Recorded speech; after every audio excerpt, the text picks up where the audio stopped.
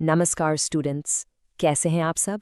आज हम ज्योग्राफी का एक बहुत ही इंटरेस्टिंग, बहुत ही यूनिक चैप्टर शुरू करने जा रहे हैं। Chapter 5, natural vegetation and wild life. अब आप सोच रहे होंगे, सर इसे यूनिक क्यों कह रहे हैं। बच्चों, यूनिक इसलिए क्योंकि इस चैप्टर में हम सिर्फ अपने देश इंडिया की बात नहीं करेंगे। हम यहाँ से एक बहुत लंबी यात्रा पर चलेंगे, साउथ अमेरिका के एक विशाल देश ब्राज़ील तक। और हम इंडिया और ब्राज़ील के नेचुरल वेजिटेशन यानी वहाँ के पेड़ पौधे और वाइल्ड लाइफ यानी वहाँ के जीव जंतु, इनको कंपेयर करेंगे। बोर्ड एग्जाम्स के लिए ये चैप्टर एक गोल्ड माइन है बच्चों। मैप बेस्ड क्वेश्चंस और कंपैरिजन वाले लॉन्ग आंसर क्वेश्चंस इससे पक्का आते हैं। तो चलिए पूरे जोश के साथ इस जर्नी को शुरू करते हैं। तो है सफर का हमारा प्लान क्या है, हमारा रोड मैप क्या है। देखिए, हम बिल्कुल स्टेप बाय स्टेप आगे बढ़ेंगे। सबसे पहले सेक्शन 1 में हम कुछ बेसिक वर्ड्स समझेंगे। फ्लोरा क्या होता है, फौना क्या होता है। फिर हम पहले ब्राज़ील चलेंगे। सेक्शन 2 और 3 में हम ब्राज़ील के वेजिटेशन यानी वहाँ के फॉरेस्ट्स और वहाँ के वाइल्ड लाइफ यानी एनिमल्स को समझेंगे। जब हम ब्राज़ील को ठीक से जान लेंगे, तब हम सेक्शन 4 और 5 में अपने देश इंडिया के फॉरेस्ट्स और वाइल्ड लाइफ को डिटेल में पढ़ेंगे। और सबसे आखिर में सेक्शन 6, जहां से एग्जाम में 5 मार्क का क्वेश्चन बनता है, हम दोनों कंट्रीज को आमने सामने रखकर कंपेयर करेंगे और उनके सामने क्या क्या एनवायरमेंटल चैलेंजेस हैं उस पर भी बात करेंगे। चलिए शुरू करते हैं। चलिए आते हैं हमारे पहले सेक्शन पर। यहाँ हम 2 सबसे ज़रूरी शब्द सीखेंगे जो पूरे चैप्टर में हमारे काम आएंगे, फ्लोरा और फौना। देखो बच्चों, बिल्कुल सिंपल है। फ्लोरा का मतलब होता है प्लांट लाइफ। किसी भी जगह के पेड़ पौधे, झाड़ियाँ, फूल, घास, सब कुछ फ्लोरा है। और फौना का मतलब होता है एनिमल लाइफ, यानी उस जगह के सारे जीव जंतु, पक्षी, सब कुछ। अब आपकी टेक्स्ट बुक सीधे डेफिनेशन से शुरू नहीं करती, बल्कि एक बहुत ही मज़ेदार पजल से, एक जासूसी वाले काम से शुरू करती है। तो चलिए देखते हैं कि हम मिलकर इस पजल को सॉल्व कर पाते हैं या नहीं। तो ये रहा पजल आपकी स्क्रीन पर। ये इमेज फिगर 5.1 सीधे आपकी टेक्स्ट बुक से ली गई है। ध्यान से देखिए, टोटल 6 पिक्चर्स हैं। ऊपर की जो 3 हैं वो हैं फ्लोरा यानी प्लांट्स, और नीचे की 3 हैं फौना यानी एनिमल्स। एक एक करके देखते हैं। पहला प्लांट देखो, सूखा सा, कांटीला सा लग रहा है। दूसरे में कुछ कॉफी बीन्स जैसे लाल लाल फ्रूट्स लगे हैं। तीसरा तो एक बहुत ही घना डेंस जंगल है। अब नीचे एनिमल्स को देखो, एक बहुत सुंदर बर्ड है, एक बिग कैट है, लेपर्ड जैसा लग रहा है ना, और एक, बाप रे, कितना बड़ा सांप है। थोड़ा टाइम लो और इन सबको आराम से ऑब्जर्व करो। अब टेक्स्ट बुक आपसे कुछ सवाल पूछ रही है। पहला सवाल, can you tell the names? क्या आप इनमें से किसी का नाम बता सकते हैं? उस बिग कैट को क्या कहते हैं? वो बर्ड कौन सी है? कुछ तो सोचा होगा ना। दूसरा सवाल, where have you seen these species before? कहाँ देखा है इन पेड़ पौधों और जानवरों को? ऐसा जंगल शायद डिस्कवरी चैनल पर देखा हो, या वो सांप किसी मूवी में देखा हो। थोड़ा सोचो, अपने दिमाग पर जोर डालो। क्या ये सब इंडिया में मिलता है? तो आई एम श्योर आपने कुछ ना कुछ गेस किया होगा। हो सकता है आपको लगा हो कि वो बिग कैट इंडिया का लेपर्ड है, या वो जंगल केरला के फॉरेस्ट्स जैसा है। बट यहाँ पर है एक बहुत बड़ा ट्विस्ट, एक सरप्राइज। ये सारी की सारी स्पीशीज, हर एक प्लांट और हर एक एनिमल इन पिक्चर्स में ब्राज़ील में पाया जाता है। वो बिग कैट जैगुआर है और वो विशाल सांप एनाकोंडा है। देखा, यही तो इस चैप्टर का जादू है। ये पजल हमें ये सिखाता है कि दुनिया के अलग अलग हिस्सों में दिखने में एक जैसे लगने वाले लेकिन अलग अलग प्रजाति के फ्लोरा और फौना होते हैं। तो चलिए अब ब्राज़ील को ठीक से जानते हैं। तो अब हम अपने सफ़र के पहले पड़ाव पर आ गए हैं, ब्राज़ील। हम ब्राज़ील के नेचुरल वेजिटेशन को, यानी वहाँ के फॉरेस्ट्स, घास के मैदान, सबको डिटेल में समझेंगे। और बच्चों, ज्योग्राफी का एक गोल्डन रूल हमेशा याद रखना, किसी भी जगह की वेजिटेशन को समझना है तो 2 चीज़ें समझ लो, वहाँ की फिजियोग्राफी और वहाँ की रेनफॉल। फिजियोग्राफी यानी वहाँ की ज़मीन कैसी है, कहीं पहाड़ है, कहीं नदियाँ हैं, कहीं मैदान हैं। और रेनफॉल यानी बारिश कितनी होती है, जैसी ज़मीन और जैसी बारिश वैसी ही वनस्पति यानी वैसी ही वेजिटेशन। सिंपल। बच्चों, अब जो डायग्राम आप अपनी स्क्रीन पर देख रहे हो, फिगर 5.2, इस पर 5 स्टार मार्क लगा लो। ये डायग्राम इस पूरे चैप्टर का दिल है, इसकी आत्मा है। अगर आपने इस एक डायग्राम को समझ लिया तो ब्राज़ील का 80% चैप्टर आपकी मुट्ठी में होगा। यह है ब्राज़ील का एक क्रॉस सेक्शन। क्रॉस सेक्शन मतलब, सोचो आपके पास एक केक है, आप उसे बीच में से काटते हो और साइड से देखते हो तो आपको उसकी सारी लेयर्स दिखती है ना, चॉकलेट, क्रीम, ब्रेड, सब। बस वैसे ही हमने ब्राज़ील को नॉर्थ से साउथ तक काट दिया है और अब हम उसे साइड से देख रहे हैं। नीचे देखो एक्स एक्सिस पर नॉर्थ से साउथ के अलग अलग फिजिकल रीजन्स हैं, जैसे गाइना हाइलैंड्स, अमेज़न बेसिन, और साइड में वाई एक्सिस पर ऊंचाई है। और हर रीजन के ऊपर देखो, वहाँ का टेम्परेचर, रेनफॉल और वहाँ मिलने वाले पेड़ और जानवर सब इस एक ही डायग्राम में है। चलिए इसको आराम से डिकोड करते हैं। तो इस डायग्राम से हमें सबसे इम्पॉर्टेंट चीज़ क्या पता चलती है? टेक्स्ट बुक कहती है कि ब्राज़ील में वेजिटेशन को कंट्रोल करने वाला सबसे बड़ा बॉस है रेनफॉल, यानी बारिश। रूल बिल्कुल सिंपल है, ज्यादा बारिश तो घने जंगल, कम बारिश तो कम घने जंगल या झाड़ियां। अब आपको पता है कि ब्राज़ील के नॉर्दर्न हिस्से से इक्वेटर यानी भूमध्य रेखा पास होती है, और इक्वेटर पर साल भर गर्मी और साल भर बारिश होती है। इसीलिए वहां दुनिया के सबसे घने जंगल हैं। लेकिन जैसे जैसे हम इक्वेटर से दूर जाते हैं साउथ की तरफ, बारिश के दिन भी कम हो जाते हैं और बारिश की मात्रा भी, और इसका सीधा असर वहां के पेड़ पौधों पर पड़ता है। चलिए अब उस क्रॉस सेक्शन डायग्राम को थोड़ा जूम करके समझते हैं। सबसे पहले अमेज़न बेसिन वाले हिस्से पर फोकस कीजिए। ये ब्राज़ील का नॉर्दर्न पार्ट है। वहां रेनफॉल का नंबर देखो कितना लिखा है, अराउंड 2000 मिलीमीटर्स। बच्चों, ये बहुत ज्यादा बारिश है। और एवरेज टेम्परेचर देखो 28 डिग्री सेल्सियस, यानी माहौल गर्म और नम है। इसका रिजल्ट क्या होगा? यहाँ मिलते हैं इक्वेटोरियल फॉरेस्ट्स। ये जंगल इतने घने होते हैं, इतने डेंस, कि उनके पत्तों की छत, जिसे कैनोपी कहते हैं, सूरज की रोशनी को भी जमीन तक आने से रोक देती है। अब ऐसे अंधेरे घने जंगल में जमीन पर कौन रहेगा? इसलिए यहाँ ज्यादातर जानवर पेड़ों पर रहते हैं, जिन्हें हम कहते हैं आर्बोरियल एनिमल्स, जैसे कि बंदर, या फिर जमीन पर रेंगने वाले जीव जैसे रेप्टाइल्स। और इसी से जुड़ा हुआ एक बहुत ही इंपॉर्टेंट कॉन्सेप्ट है, जिस पर तो मार्क का गिव रीजन क्वेश्चन हमेशा बनता है। अमेज़न के इन घने इक्वेटोरियल रेन फॉरेस्ट को एक स्पेशल नाम दिया गया है, लंग्स ऑफ द वर्ल्ड, यानी दुनिया के फेफड़े। ऐसा क्यों कहते हैं? देखो, जैसे हमारे लंग्स ऑक्सीजन अंदर लेते हैं और कार्बन डाइऑक्साइड बाहर निकालते हैं, फॉरेस्ट्स इसका ठीक उल्टा करते हैं। ये अमेज़न के जंगल इतने बड़े हैं कि ये फोटोसिंथेसिस प्रोसेस से हवा में बहुत सारी ऑक्सीजन छोड़ते हैं, जिससे हम सब सांस ले पाते हैं, और साथ ही हवा में से हार्मफुल कार्बन डाइऑक्साइड को सोख लेते हैं। इससे हमारा प्लैनेट कूल रहता है और ग्लोबल वार्मिंग भी कंट्रोल में रहती है। So they are literally the lungs of our planet. Brazil के जंगल सिर्फ घने नहीं हैं, उनमें वैरायटी भी सबसे ज्यादा है। टेक्स्ट बुक की इस लाइन को अपनी बुक में अंडरलाइन कर लीजिए। Brazil has the largest number of vegetation species in the world. इसका मतलब है कि पेड़ पौधों की सबसे ज्यादा किस्में, सबसे ज्यादा प्रजातियां पूरी दुनिया में ब्राज़ील में मिलती हैं। यहाँ कुछ इंपॉर्टेंट पेड़ों के नाम आपको एग्जाम के लिए याद रखने हैं। पहला, पाउ ब्राज़ील।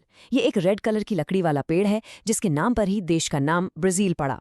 फिर है रबर ट्री, जिससे गाड़ियों के टायर बनते हैं। महोगनी और रोजवुड, ये बहुत कीमती मजबूत लकड़ियां हैं जिनका फर्नीचर बनता है। और इन सब के अलावा ब्राज़ील लाखों तरह के सुंदर रंगीन फूलों का घर भी है, जिन्हें ऑर्किड्स कहते हैं। तो हमने ब्राज़ील के फ्लोरा यानी वहाँ के पेड़ पौधों को तो देख लिया। अब बारी है वहाँ के फौना की, यानी वहाँ की एनिमल लाइफ की। और बच्चों, यहाँ भी रूल सेम है। जैसे ब्राज़ील में वेजिटेशन की सबसे ज़्यादा डाइवर्सिटी है, ठीक वैसे ही यहाँ वाइल्ड लाइफ की, यानी जीव जंतुओं की भी सबसे ज़्यादा डाइवर्सिटी है। लॉजिकल है ना? जब इतने अलग अलग तरह के जंगल होंगे तो उनमें रहने वाले जानवर भी तो अलग अलग तरह के होंगे। तो टेक्स्ट बुक कहती है कि ब्राज़ील में वाइल्ड लाइफ की विविधता यानी डाइवर्सिटी दुनिया में सबसे ज़्यादा है। चलिए इस अमेजिंग एनिमल किंगडम को एक्सप्लोर करते हैं। इस वाइल्ड लाइफ को समझने के लिए पहले इस मैप को देखते हैं, फिगर 5.4। याद रखो, मैप्स ज्योग्राफी की जान होते हैं। सबसे पहले इसका इंडेक्स देखो, यानी लेजेंड, जहाँ कलर्स का मतलब बताया गया है। डार्क ग्रीन कलर क्या दिखा रहा है? Equatorial forests. और मैप पर देखो ये कहाँ है? नॉर्दर्न ब्राज़ील में अमेज़न नदी के आसपास, जो हमने अभी पढ़ा था। देखा सब कुछ कैसे जुड़ा हुआ है? Light green colour tropical grasslands को दिखा रहा है, पिंक कलर स्वम्पी लैंड्स को, जैसे पैंटनल जो दलदली जमीन है, और येलो कलर काटिली झाड़ियों को। आप ये भी देखो कि हर एरिया में वहाँ के फेमस एनिमल्स के छोटे छोटे पिक्चर्स बने हैं। मैप से हमें डिस्ट्रीब्यूशन आसानी से समझ आता है। ब्राज़ील बड़े बड़े शिकारियों यानी प्रेडेटर्स का घर है। मैप में पांटनाल वाला पिंक एरिया देखो, ये एक विशाल दलदली यानी स्वम्पी इलाका है। वहां मिलते हैं विशाल एनाकोंडास, जो दुनिया के सबसे बड़े सांपों में से हैं। और जो घने जंगल हैं उनके अंदर पूमा और जैगुआर जैसे बिग कैट्स राज करते हैं। ये सारे जानवर फूड चेन में सबसे ऊपर आते हैं। इन्हें कहते हैं एपेक्स प्रेडेटर्स, और ये पूरे जंगल के इकोसिस्टम को हेल्दी और बैलेंस्ड रखते हैं। चलिए अब एक क्विक लिस्ट देखते हैं ब्राज़ील के अमेजिंग फौना की। मैमल्स में यहाँ आपको गिनी पिग्स, क्रोकोडाइल्स, एलिगेटर्स और कई तरह के बंदर मिलेंगे। बर्ड्स की दुनिया तो बहुत ही कलरफुल है। यहाँ मिलता है जायंट कॉन्डोर, एक इतना बड़ा पक्षी जिसके पंख 10 फीट तक फैले हो सकते हैं। फिर है रंगीन मकाओज यानी तोते और सुंदर फ्लेमिंगोज। पानी के अंदर भी लाइफ अमेजिंग है। समुद्र में स्वॉर्ड फिश मिलती है और नदियों में एक बहुत ही स्पेशल जीव पिंक डॉल्फिन, जी हाँ, गुलाबी रंग की डॉल्फिन। और साथ ही मिलती हैं पिरानाज, वो छोटी मछलियां जो अपने तेज दांतों के लिए बदनाम हैं। और इन सब के अलावा यहाँ लाखों प्रकार के कीड़े मकोड़े यानी इंसेक्ट्स भी हैं। सच में कमाल की डाइवर्सिटी। तो ब्राजील की एक्साइटिंग जर्नी के बाद चलिए अब वापस आते हैं अपने देश, अपने प्रिय भारत। हमारा अगला सेक्शन है इंडिया के मेजर फॉरेस्ट टाइप्स। देखो बच्चों, जैसे ब्राजील में वेजिटेशन को कंट्रोल करने वाला मेन फैक्टर रेनफॉल था, इंडिया में भी मेन फैक्टर रेनफॉल ही है। लेकिन एक बहुत बड़ा फर्क है। ब्राजील में इक्वेटर के पास साल भर बारिश होती है। इंडिया में ऐसा नहीं होता।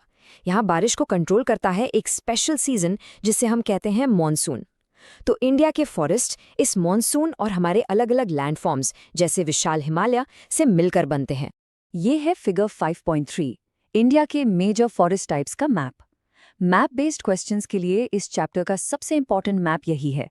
किसी भी मैप को समझने का पहला नियम क्या है? हमेशा उसके इंडेक्स यानी लेजेंड को देखो।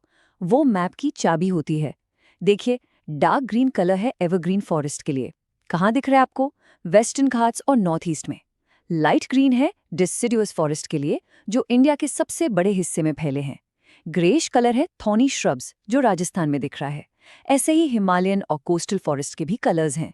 अब हम एक एक करके इन सभी फॉरेस्ट को डिटेल में समझेंगे और मैप पर उनकी लोकेशन को बार बार देखेंगे। हमारा पहला टाइप है एवरग्रीन फॉरेस्ट। जैसा नाम वैसा काम। एवरग्रीन यानी सदाबहार। ये जंगल हमेशा हरे भरे रहते हैं। इनके लिए कंडीशन क्या है? ये वहां मिलते हैं जहां साल की बारिश 2000 mm से भी ज्यादा होती है और धूप भी खूब मिलती है। इतना पानी होने के कारण इन पेड़ों के पत्ते चौड़ी और हमेशा हरी रहती हैं। ये अपने सारे पत्ते एक साथ कभी नहीं गिराते। इनकी लकड़ी बहुत हार्ड, हैवी और ड्यूरेबल यानी मजबूत होती है। एग्जाम्पल्स जरूर याद रखना: महागौनी, रोजवुड, रबर। मैप पर इनकी लोकेशन देखो, वेस्टर्न घाट्स के वेस्टर्न साइड और नॉर्थ ईस्ट इंडिया। दूसरा और इंडिया में सबसे ज्यादा पाया जाने वाला फॉरेस्ट टाइप है डिसिडुअस फॉरेस्ट्स यानी पतझड़ वन। ये इंडिया के सबसे बड़े एरिया में फैले हुए हैं। इनके लिए रेनफॉल की रेंज है 1000 से 2000 mm। इनका सबसे इंपॉर्टेंट फीचर क्या है? ये गर्मियों के सूखे मौसम में पानी बचाने के लिए अपनी सारी पत्तियां गिरा देते हैं। ये एक सर्वाइवल टेक्निक है, इसलिए इन्हें पतझड़ वन कहते हैं। इसके एग्जाम्पल्स हमारे आसपास आम हैं, टीक यानी सागवान, बैम्बू यानी बांस, बनियन यानी बरगद और पीपल। मैप में देखो, इंडिया का पूरा सेंट्रल हिस्सा इन्हीं फॉरेस्ट से कवर है। तीसरा टाइप है थॉर्नी एंड श्रब फॉरेस्ट्स यानी कांटेली झाड़ियों वाले जंगल। ये उन इलाकों में मिलते हैं जहां बारिश बहुत ही कम, 500 मिलीमीटर से भी कम होती है। ये सूखे यानी एरिड रीजन्स होंगे, जैसे कि राजस्थान और गुजरात के कुछ हिस्से, जैसा आप मैप पर देख सकते हैं। यहाँ पेड़ों का एक ही मकसद है, पानी बचाना। इसलिए इनकी पत्तियां या तो बहुत छोटी छोटी होती हैं या कांटों में बदल जाती हैं, ताकि पानी का लॉस कम से कम हो। एग्जाम्पल्स हैं कैटचू यानी कत्था, एकेशिया यानी बबूल, खेजादी और अलग अलग तरह के कैक्टस। चौथा टाइप है हमारे स्पेशल कोस्टल फॉरेस्ट्स, जिनको हम मैंग्रोव्स के नाम से भी जानते हैं। ये समुद्र के किनारे दलदली जमीन पर उगते हैं। इनकी मिट्टी में समुद्र का नमक यानी सॉल्ट घुला होता है, इसलिए इसे सलाइन सॉइल कहते हैं। इंडिया में इनका सबसे बड़ा और सबसे फेमस एग्जाम्पल है सुंदरबंस डेल्टा, वेस्ट बंगाल में। इनकी लकड़ी की एक खास बात है कि वो ऑयली, हल्की और बहुत ड्यूरेबल होती है। ये तेल उन्हें नमकीन पानी में सड़ने से बचाता है। कितना कमाल का एडेप्टेशन है। और हमारा पांचवा और आखिरी टाइप है हिमालयन फॉरेस्ट्स। ये बाकी सबसे अलग हैं। यहाँ फॉरेस्ट्स बारिश से नहीं बल्कि एल्टीट्यूड यानी ऊंचाई के हिसाब से बदलते हैं। सोचो कि आप हिमालय पर नीचे से ऊपर चढ़ रहे हो। जैसे जैसे आप ऊपर जाओगे, मौसम ठंडा होता जाएगा, इसलिए पेड़ भी बदलते जाएंगे। सबसे नीचे यानी फुट हिल्स में आपको मिक्स्ड फॉरेस्ट्स मिलेंगे, डेसिडुअस और कॉनिफेरस दोनों। थोड़ा और ऊपर मीडियम एल्टीट्यूड पर आपको सिर्फ कॉनिफेरस ट्रीज मिलेंगे, जिनके पत्ते सुई जैसे होते हैं, जैसे पाइन, देवदार। ऐसा इसलिए ताकि उन पर बर्फ ना रुके। और जब आप बहुत ज्यादा ऊंचाई पर पहुंच जाओगे तो वहां बड़े पेड़ नहीं मिलेंगे, सिर्फ मौसम में फूल देने वाले छोटे छोटे पौधे मिलेंगे। फॉरेस्ट्स के बाद अब बारी है इंडिया के वाइल्ड लाइफ की। और बच्चों, ब्राजील की ही तरह India is also a mega diverse country. इसका मतलब है कि यहाँ पर भी जीव जंतुओं की बहुत ही ज्यादा वैरायटी पाई जाती है। इसका रीजन क्या है? सिंपल, हमारे देश में अलग अलग क्लाइमेट है, कहीं गर्मी, कहीं सर्दी, और अलग अलग लैंडफॉर्म्स हैं, कहीं ऊंचे पहाड़, कहीं रेगिस्तान। ये सब मिलकर हजारों अलग अलग प्रजातियों को रहने के लिए घर देते हैं। तो चलिए अब इंडिया के इस अनोखे फौना को एक्सप्लोर करते हैं। चलिए शुरुआत करते हैं एक बहुत ही यूनिक फैक्ट से। एक ऐसा फैक्ट जो इंडिया को पूरी दुनिया में सबसे अलग बनाता है, और ये 1 मार्क क्वेश्चन के लिए एग्जामिनर का फेवरेट है। इंडिया दुनिया का इकलौता देश है जहां जंगल में टाइगर्स और लायंस दोनों पाए जाते हैं। टाइगर, जो हमारा नेशनल एनिमल है, देश के कई हिस्सों में मिलता है, और एशियाटिक लायन सिर्फ और सिर्फ एक जगह मिलता है, गुजरात के गिर फॉरेस्ट में। इसको बिल्कुल अच्छे से स्टार मार्क करके याद कर लीजिए। अब देखते हैं कि इंडिया के अलग अलग हैबिटेट्स में कौन कौन से स्पेशल एनिमल्स मिलते हैं। ये मैच द फॉलोइंग टाइप के क्वेश्चंस के लिए बहुत इंपॉर्टेंट है। चलो एक वर्चुअल टूर करते हैं। गर्म और नम जंगलों में जैसे केरला और असम में हमें मिलेंगे विशाल हाथी। असम के दलदली इलाकों में मिलता है एक सींग वाला गैंडा यानी 1 हॉर्न्ड राइनोसरस। अब चलो वेस्ट की तरफ। सूखे रेगिस्तानी इलाकों में वहां मिलेंगे जंगली गधे यानी वाइल्ड एस और ऊंट यानी कैमल्स। अब चलो नॉर्थ, बर्फीले हिमालयाज में वहां रहते हैं स्नो लेपर्ड और यैक। अब आओ सेंट्रल और साउथ इंडिया में, वहां आपको मिलेंगे इंडियन बाइसन, कई तरह के हिरन और बंदर। और आखिर में हमारी नदियों और समुद्र के किनारों पर आपको कछुए, मगरमच्छ और घड़ियाल मिलेंगे। तो स्टूडेंट्स, हमने ब्राजील और इंडिया दोनों के वेजिटेशन और वाइल्ड लाइफ को डिटेल में समझ लिया। अब हम इस चैप्टर के क्लाइमैक्स पर, इसके सबसे इंपॉर्टेंट हिस्से पर आते हैं, एक डायरेक्ट कंपैरिजन और द चैलेंजेस दे फेस। अब हम इन दोनों देशों को आमने सामने रखेंगे, उनकी तुलना करेंगे और देखेंगे कि उनके सामने कौन सी बड़ी बड़ी एनवायरमेंटल प्रॉब्लम्स हैं। यहाँ से लॉन्ग आंसर क्वेश्चंस बनते हैं, इसलिए बहुत ध्यान से सुनिए। इस टेबल को ध्यान से देखिए, ये आपको पूरा कंपैरिजन एक नज़र में समझा देगा। पहला पॉइंट, इक्वेटोरियल फॉरेस्ट्स। ब्राजील में ये बहुत बड़े एरिया में है। क्यों? क्योंकि इक्वेटर वहां से पास होता है। इंडिया में इनका एरिया बहुत कम है। दूसरा, फॉरेस्ट डाइवर्सिटी। पेड़ पौधों की वैरायटी ब्राजील में दुनिया में सबसे ज्यादा है। क्यों? क्योंकि वहां साल भर बारिश होती है। इंडिया में भी डाइवर्सिटी बहुत है, लेकिन ब्राजील से कम। तीसरा, यूनिक वाइल्ड लाइफ। ब्राजील के अनोखे जीव हैं एनाकोंडा, मकाओ, पिंक डॉल्फिन, और इंडिया के हैं टाइगर, लायन, 1 हॉर्न राइनो। और चौथा, सबसे गंभीर पॉइंट, एनवायरमेंटल इश्यूज। दोनों ही देश डिफॉरेस्टेशन यानी जंगलों की कटाई से परेशान हैं। ब्राजील में रोका यानी स्लैश एंड बर्न फार्मिंग एक बड़ी प्रॉब्लम है, तो इंडिया में पोचिंग यानी अवैध शिकार और पोल्यूशन बड़े इश्यूज हैं। ये तस्वीरें इन खतरों की सीरियसनेस को दिखाती हैं। डिफॉरेस्टेशन यानी जंगलों का अंधाधुंध कटना, फिर है पोचिंग यानी जानवरों का अवैध शिकार, उनकी खाल, दांत या हड्डियों के लिए। एक टर्म है रोका, ये ब्राजील में होने वाली स्लैश एंड बर्न खेती को कहते हैं। इसमें जंगल के एक हिस्से को काटकर जला दिया जाता है और वहां खेती की जाती है। जब जमीन अनुपजाऊ हो जाती है तो वो आगे बढ़कर नए जंगल को काटते हैं। इंडिया के नॉर्थ ईस्ट में इसी चीज को झूमिंग कहते हैं। इससे एनवायरनमेंट को बहुत नुकसान होता है, और पोल्यूशन तो एक प्रॉब्लम है ही जो दोनों देश फेस कर रहे हैं। इस प्रॉब्लम का स्केल कितना बड़ा है, इसको समझाने के लिए आपकी टेक्स्ट बुक एक बहुत ही शॉकिंग डेटा देती है। एक सर्वे के हिसाब से साल 2016 में सिर्फ एक साल में ब्राजील ने लगभग 5,831 स्क्वायर किलोमीटर्स फॉरेस्ट लैंड खो दिया। ये नंबर शायद आपको छोटा लगे, पर इसको आसान भाषा में समझो। ये एरिया मुंबई शहर से 3 गुना से भी ज्यादा है। इमेजिन करो, एक साल के अंदर 3 मुंबई शहर के बराबर जंगल साफ हो गया। इतनी तेजी से डिफॉरेस्टेशन हो रहा है। इन सभी इन्वायरमेंटल प्रॉब्लम्स का नतीजा क्या होता है? नतीजा ये होता है कि बहुत सारी स्पीशीज, बहुत सारे जीव जंतु अपना घर खो देते हैं और वो खतरे में आ जाते हैं। कई तो लुप्त होने की कगार पर है। They are on the verge of extinction. Extinct होने का मतलब है कि वो प्रजाति इस धरती से हमेशा हमेशा के लिए खत्म हो जाएगी। आपकी टेक्स्ट बुक इंडिया से चीता का बहुत ही दुखद एग्जाम्पल देती है। ज्यादा शिकार और जंगल खत्म होने के कारण चीताज इंडिया से विलुप्त हो गए। हालांकि अब उन्हें अफ्रीका से लाकर फिर से बसाने की कोशिश हो रही है, लेकिन यह हम सबके लिए एक बहुत बड़ी चेतावनी है। लेकिन इसका मतलब ये नहीं है कि इन प्रॉब्लम्स को ठीक करने के लिए कुछ हो नहीं रहा है। दोनों देशों की सरकारें, इंडिया और ब्राजील, अपनी इस अनमोल प्राकृतिक धरोहर को, इस नेचुरल हेरिटेज को बचाने के लिए बहुत से कदम उठा रही हैं। फॉरेस्ट और वाइल्ड लाइफ को प्रोटेक्ट करने के लिए प्रोटेक्टेड एरियाज बनाए गए हैं, जैसे कि नेशनल पार्क्स जहां कोई भी ह्यूमन एक्टिविटी अलाउड नहीं होती, वाइल्ड लाइफ सेंचुरीज जहां कुछ हद तक एक्टिविटी अलाउड होती है, और बायोस्फीयर रिजर्व्स। ये सब ऐसी सुरक्षित जगहें हैं जहां पर शिकार करना और पेड़ काटना स्ट्रिक्टली मना है, ताकि नेचर को फिर से ठीक होने का मौका मिल सके। तो चलिए इस पूरे इंपॉर्टेंट चैप्टर को फटाफट से रिकैप करते हैं। हमने क्या सीखा? की टेक अवे नंबर 1, ब्राजील की वेजिटेशन को कंट्रोल करता है इक्वेटर से दूरी और साल भर होने वाली बारिश। नंबर 2, इंडिया के वेजिटेशन को कंट्रोल करता है सीजनल मॉनसून और हिमालयाज की ऊंचाई। नंबर 3, दोनों देश इंडिया और ब्राजील वाइल्ड लाइफ में मेगा डाइवर्स है, लेकिन दोनों डिफॉरेस्टेशन, पोचिंग और पोल्यूशन जैसे गंभीर खतरों का सामना कर रहे हैं। और आखिरी सबसे इंपॉर्टेंट पॉइंट, इस अनमोल प्राकृतिक खजाने को बचाना सिर्फ सरकार की नहीं, हम सबकी जिम्मेदारी है। मुझे उम्मीद है कि आपको ये सारे कॉन्सेप्ट्स अच्छे से क्लियर हो गए होंगे। This lesson was brought to you by Galaxy Classes, created only for study and concept clarity.